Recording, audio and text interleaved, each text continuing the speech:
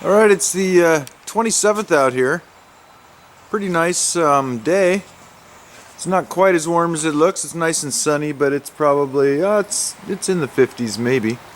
Anyway, was out here a couple days ago and set the injector timing on this guy and ran it for a while, and I haven't been back since. So, alright, I was out here a couple days ago and you know, I set the injector timing and stuff, and it seemed to be running real well. I have not started it since, so that's a couple days ago. So now it's a kind of a cold start. See how it starts, you know, after it's been sitting a couple days, because it had been running before I set the pump the other day. And at any rate, we'll just see how it does here. Another thing I did the other day is took this door handle off and got all that stuff inside lubed up, so it actually kind of works.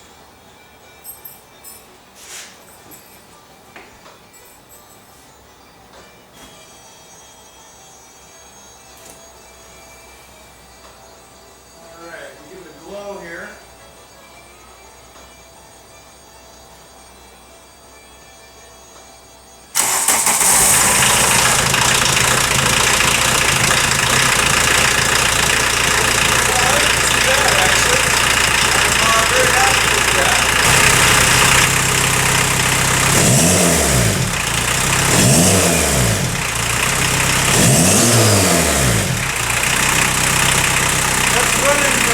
Real nice, and there's almost no visible chooch back there. I guess we can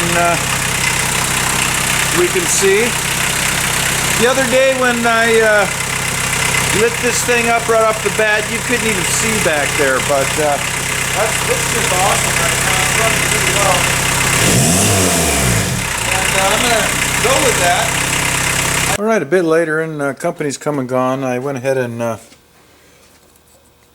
I'll put a little kind of an insulator thing here where this little return line off the injectors goes, so it won't rub right here, and tied it in over here with another little insulation. Did some wiring and stuff, but it's time I get an air box put together for this.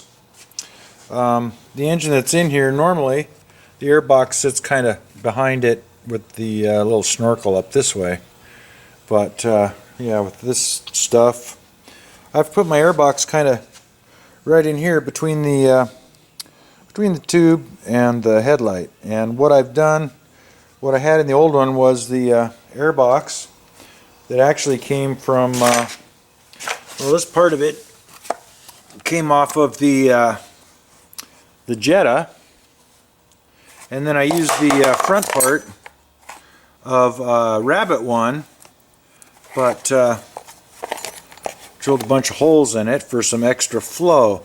And what I end up doing is I mount this down this direction in the car, engine being over here, and then this one goes on top, so it's pulling up through the bottom upward through the filter. But I saved my mount when I got rid of the other car, at least this part of the mount that I'd made way back when. So I gotta figure out how I had this attached. I think I actually had something welded in the car, but where that lines up is pretty close to this hole here, which originally was for this vent tube. That's a vent tube off the tank, I'm assuming, but there just happens to be a little spot right here, a little opening in the frame where it's, you know, seamed together right there, that that tube serendipitously fits right down in there. So I can go ahead and put that vent right down in there, and basically it's 3 inches off from where it used to be, but it's just a big hollow in there anyway. Gets it out of my way. So if I can figure out a little hook guy to fit in this hole and suck that piece in, I should be good to go. Alright, well here's the plan quick. We got that hole there, and if I look down through the front here, I can see that hole through that area down there.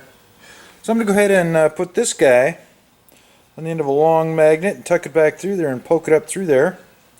You can see it's got a substantial washer, shoulder bolt with substantial washer. And then take up the slack here at the top with a shock bolt or shock rubber shock mount or something like that, which will also help facilitate centering this in the airbox housing, and then with my plate and stuff I can crank down on it. But so just to kind of show in case this works. Alrighty then, as long as I don't drop it, I got it up through the hole, so I'm going to find a spacer and stuff and work this mount out here. Alrighty then, got my mount in there and good and tight. This bolt was not threaded all the way up, so I couldn't run a nut all the way down to sandwich this piece of metal. So I got this shock bolt in there, another spacer, and it's just cranked down until I ran out of threads. I double nutted the top and ran that other one down, so it's pretty tight.